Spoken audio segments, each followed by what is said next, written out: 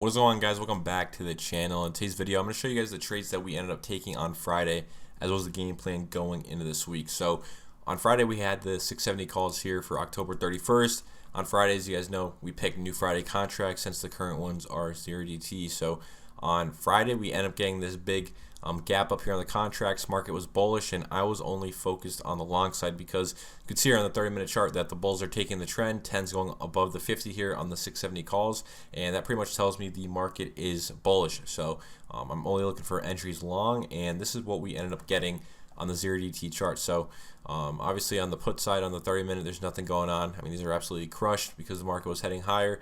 And then if we look on the 5-minute here for the 677 calls, this was pretty much crossed the entire day. It got really choppy in the afternoon, but the only trade I took was actually a break-even trade, and I'm going to go over what that was. So right off open here, you can see on the 0DT chart, this is not a trade you're taking. You can see how much of a gap there is between price and the SMAs. The SMA is all the way down here. Price is all the way up here. It's like over 100% on the premium. So, you know, these are the like opening trades I do not take. I never take a trade right off open. I'm always waiting 15, 20 minutes, usually around like 20, 30 minutes before I take a trade.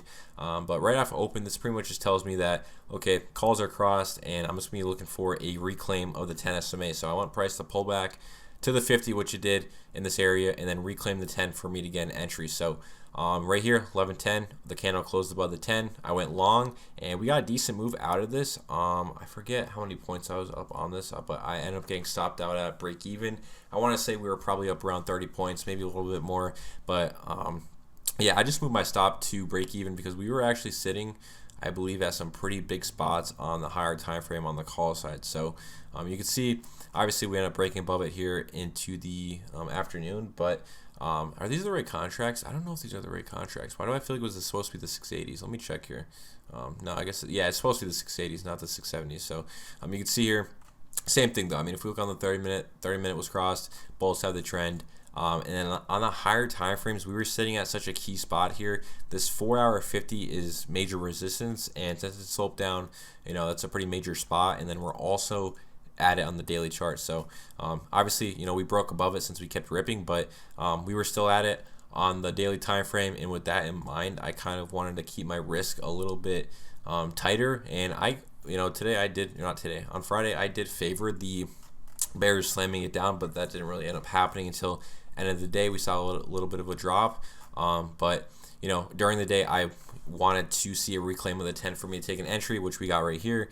Gave this to the Discord, 11:15. We went long on the open, obviously at 11:15, and we got a little bit of a move higher here. I mean, the premiums jumped pretty nicely from what 115 to 192 on SPY, which is actually, that's a really good move. But on NQ wasn't as strong, so I ended up getting stopped out at break even. I think on this pullback right in here, I ended up getting stopped out. Then I think eventually it ended up ripping for 50 points. So yeah, that was the only trade I took on Friday. That was the only thing I was interested in.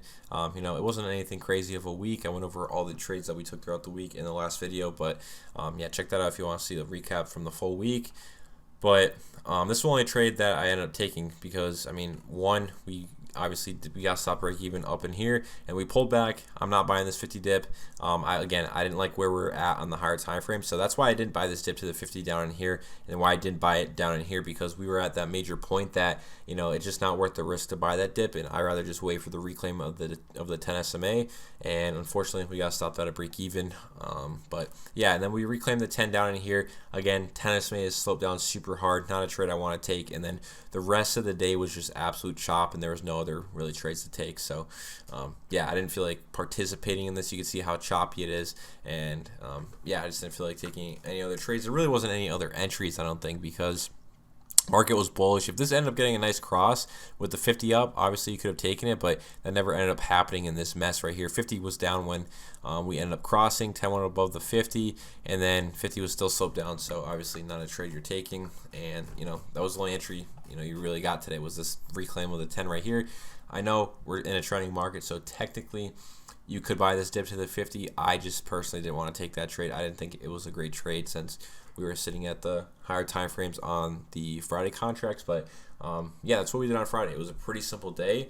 We knew the bulls had the trend, and I know we're still at those major spots, but I'm still only going to be focused on the long side. If we somehow ended up getting like a put cross and that 30-minute chart went negative, that would have been a great trade to take. But we would have needed to make a really major move to cross negative on the 30-minute and then get a put cross. So that's pretty much what we did on Friday. And then going into this week, I'm not sure what SPY is currently at, but if we just use the 680s for reference here, or my bad, if we go up here, 680s, market's still bullish. I would expect us to dip down to this 50. I'm not gonna lie, I think we do get a drop to this 50, just because again we're at that major spot. 4 hour 50.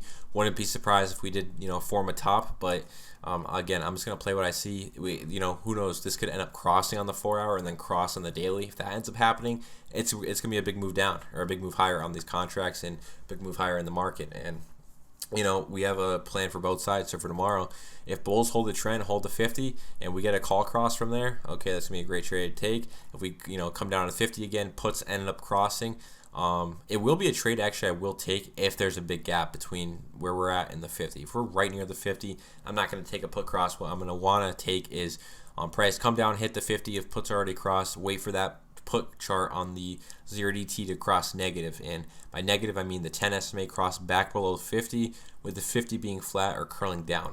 That's pretty much the trade opportunities for tomorrow, where they're going to stick to the long side and take a call cross, or we break down and end up taking a put cross, or we get a drop in the morning, puts end up crossing, maybe we'll take it, and then the negative cross will be another trade you could take if we end up holding this 50 SMA. So those are pretty much all the trade opportunities going into tomorrow, and that's what I'm gonna be looking for going into tomorrow. My thoughts on the market. So all we're doing, we're just playing these crosses of the 10, the 50 here, option chart, Heikin-Ashi candles. It's very simple. It's not hard to understand. You just have to know how to read the Friday contracts. These pretty much, like I always say this, they paint the picture on how to trade the 0DTs. If you don't have the Friday contracts, you have no idea what you want to be focusing on when it comes to the 0DT chart. So for tomorrow, I know my focus is going to be on the call side, but at the same time, I'm still open to taking a trade to the downside as long as we're not sitting right at the 30-minute 50. If puts cross and contracts are sitting at like $3.30 or even $3,